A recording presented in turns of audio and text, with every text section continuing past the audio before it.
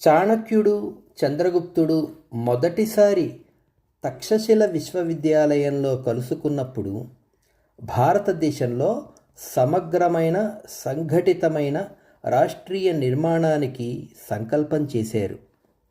ఆ సమయంలో వారి వద్ద సైనిక శక్తి, ఆయుధ సంపత్తి, ఆర్థిక వనరులు శూన్యము. కానీ 2 ఏళ్ల వ్యవధిలో 6 లక్షల కాల్బలము, 30,000 అశ్విక దళము, 2,000 గజ బలము, 4,000 రథ బలంతో వారు ఒక మహా సైన్యాన్ని నిర్మాణం చేశారు.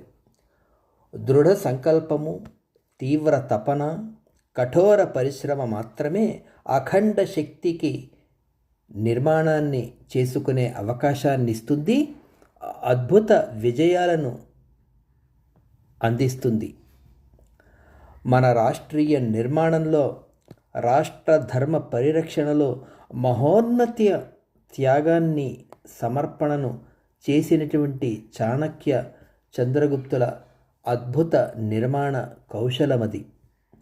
తను మన ధన పూర్వకముగా ధర్మ రక్షణ కోసం, రాష్ట్ర నిర్మాణం కోసం సర్వసమర్పణ కావించినప్పుడు మాత్రమే ఇటువంటి అద్భుత విజయాలు సంభవిస్తాయి.